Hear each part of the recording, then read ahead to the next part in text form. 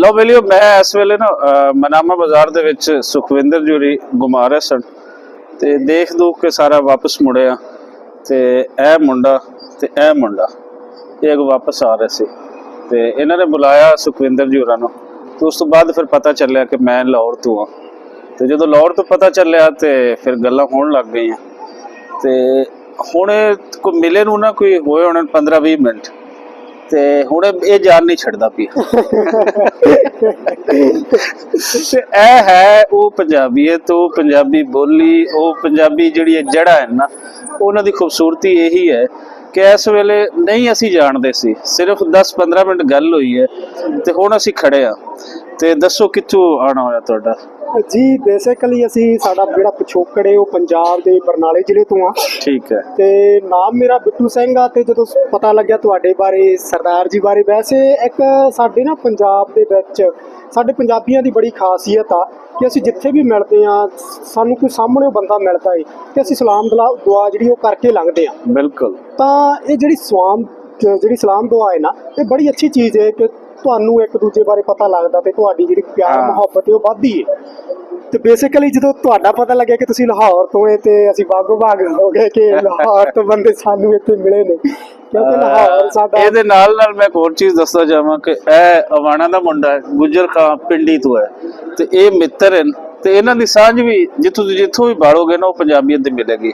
ਹੁਣ ਮੈਂ ਅੱਜ ਸਵੇਰੇ ਪਹੁੰਚਿਆ ਸੁਖਵਿੰਦਰ ਜੀ ਹੋਰਾਂ ਕੋਲ ਤੇ ਸੁਖਵਿੰਦਰ ਜੀ ਹੁਣ ਮੇਰੇ ਨਾਲ ਹੀ ਰਹਿਣਗੇ 4-5 ਦਿਨ। ਇਹਨਾਂ ਨੇ ਸਾਰੇ ਕੰਮ ਛੱਡ ਦਿੱਤੇ ਨੇ ਤੇ ਜਿਹੜੇ ਉਹ ਆਖਦੇ ਨੇ ਨਾ ਕਿ ਯਾਰ ਤੁਸੀਂ ਸ਼ਾਇਦ ਕੋ ਪੇਂਟ ਕਰਦੇ ਹੋ ਚੀਜ਼ਾਂ ਨੂੰ, ਤੁਸੀਂ ਦਿਖਾਉਂਦੇ ਹੋ, ਹਕੀਕਤ ਦੇ ਵਿੱਚ ਕੁਝ ਨਹੀਂ ਹੁੰਦਾ ਤੇ ਹਕੀਕਤ ਇਹੀ ਹੁੰਦੀ ਹੈ ਲੋਕਾਂ ਦੇ ਜੋ ਉਹਨਾਂ ਦੇ ਅੰਦਰ ਦਾ ਸੱਚ ਹੈ ਉਹ ਬੋਲ ਰਿਹਾ ਹੁੰਦਾ ਹੈ। ਔਰ ਇਸ ਵੇਲੇ ਅਸੀਂ 4 ਲੋਕ ਖੜੇ ਆ ਜਿਹੜੇ ਸ਼ਾਇਦ ਕਿਸੇ ਨਹੀਂ ਜਾਣਦੇ ਸੀ। ਹੁਣ ਸਾਨੂੰ ਉਹਦੀ ਜਿਹੜੀ ਬੇਸ ਬਣ ਰਹੀ ਹੈ, ਜਿਹੜੀ ਜੜ ਬਣ ਰਹੀ ਹੈ, ਉਹ ਪੰਜਾਬੀ ਦੀ ਬਣ ਰਹੀ ਹੈ। ਇਸ ਲਈ ਮੈਂ ਕਹਿੰਦਾ ਨਾ ਕਿ ਪੰਜਾਬੀ ਸਿਰਫ ਇੱਕ ਬੋਲੀ ਨਹੀਂ ਹੈ, ਪੰਜਾਬੀ ਮੁਕੰਮਲ ਪੈਕੇਜ ਹੈ। ਜਿਹੜਾ ਆਪਣੇ ਆਪ ਨੂੰ ਪੰਜਾਬੀ ਕਲੇਮ ਕਰਨ ਲੱਗ ਜਾਏਗਾ, ਆਪਣੇ ਆਪ ਨੂੰ ਪੰਜਾਬੀ ਕੌਮ ਦਾ ਨੁਮਾਇੰਦਾ ਆਪਣੇ ਆਪ ਨੂੰ ਤਸੱਵਰ ਕਰੇਗਾ, ਉਹ ਫਿਰ ਜਾਣ ਜਾਏਗਾ ਕਿ ਮੇਰੀ ਪੰਜਾਬ ਮਿੱਟੀ ਕੀ ਹੈ, ਇੱਥੇ ਸਾਂਝਾਂ ਕੀ ਹਨ, ਇੱਥੇ ਫਲਸਫੇ ਕਿਹੜੇ ਕਿਹੜੇ ਸਨ, ਬਾਬਾ ਨਾਨਕ ਸਰਕਾਰ ਕੌਣ ਸਨ, ਬੁੱਲਾ ਕੌਣ ਸੀ, ਵਾਰਿਸ ਸ਼ਾਹ ਕੌਣ ਸੀ, ਹੋਰ ਕਿਹੜੀਆਂ ਕਿਹੜੀਆਂ ਸਾਂਝਾਂ ਸਨ, ਦਸਵੀਂ ਪਾਤਸ਼ਾਹੀ ਦੇ ਨਾਲ ਜਿਹੜੇ ਮੁਸਲਮਾਨਾਂ ਦੀਆਂ ਸਾਂਝਾਂ ਹਨ ਉਹ ਕਿੰਜ ਬਣਦੀਆਂ ਹਨ। ਸੋ ਜਿਹੜੇ ਮੁਗਲਾਂ ਨੂੰ ਯਾਦ ਕਰਾ ਕੇ ਇਸ ਨੂੰ ਤੋੜਨ ਦੀ ਕੋਸ਼ਿਸ਼ ਕਰਦੇ ਹਨ ਉਹ ਬਾਕੀ ਸਾਰੀਆਂ ਸਾਂਝਾਂ ਨੂੰ ਸ਼ਾਇਦ ਭੁੱਲ ਜਾਂਦੇ ਹਨ। ਤੇ ਹਕੀਕਤ ਕੀ ਹੈ ਉਹ ਇਹੀ ਹੈ ਕਿ ਇਸ ਵੇਲੇ ਬਹਿਰੀਨ ਦੇ ਮਨਾਮਾ ਬਾਜ਼ਾਰ ਦੇ ਵਿੱਚ ਅਸੀਂ ਖੜੇ ਹਾਂ ਤੇ ਇਹ ਸਾਰਾ ਕੁਝ ਤੁਹਾਨੂੰ ਨਜ਼ਰ ਆ ਰਹੀ ਹੈ। ਚੰਗਾ ਲੱਗਾ ਭਾਈ ਜੀ? ਜੀ ਜੀ ਬਹੁਤ ਅੱਛਾ ਲੱਗਿਆ ਤੁਹਾਨੂੰ ਵੀ। ਤੇ ਗਿਲ ਰੌਂਤੇ ਦੀ ਕਿਤਾਬ ਦਾ ਮੈਂ ਜ਼ਿਕਰ ਕੀਤਾ ਜੀ ਕਿ ਮੈਂ ਲਾਹੌਰ ਤੋਂ ਬੋਲਦਾ ਜੀ ਤੇ ਉਹ ਗਿਲ ਰੌਂਤਾ ਛੋਟਾ ਵੀਰ ਹੈ, ਦੋਸਤ ਹੈ ਬਹੁਤ ਪਿਆਰਾ ਤੇ ਉਹਦੀ ਉਹ ਕਿਤਾਬ ਸਾਰੀ ਉਹ ਅੰਜਮ ਕੈਮਰਾ ਫੜ ਕੇ ਖੜਾ ਹੈ।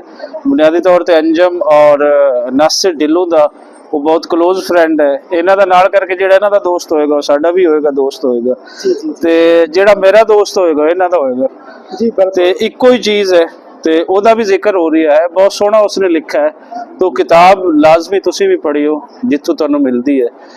सुखविंदर जी तुसी अगर नहीं पढ़ी तो तुहानू मंगवा देने, तुसी भी पढ़ो, तुसी तो पढ़ चुके हो ते इन्हां नू भी पढ़ाओ, अवान साहब नू भी ते इह सांझा इंज ही सलामत रहे। बहुत बेसिकली वही है कि किताब जिहड़ा लिखण दा मकसद हुंदा है कि वो जिहड़ा अपने पंजाबी भरा आपस विच जिहड़े प्यार बने ने उन्होंने जोड़न की गल होंदी है। बिल्कुल। तो वो तुहानू मिले जाके उत्थे हकीकत की है असल दे विच मिल के पता लगता है। और जो टीवी चैनलों के न्यूज़ चैनलों के उत्ते जिहड़े वंडियां दे तौर तरीके दिखाए जाते हैं वो असल दे विच नहीं है, क्योंकि इत्थे असीं मोस्टली पंजाबी भरावां नाल जो लहिंदे पंजाब तो ने उन्हां नाल विचरदे आ तो साडे दे विच कोई भी इदां दा फर्क नहीं लगता जो टीवी चैनलों ते दिखाया जाता।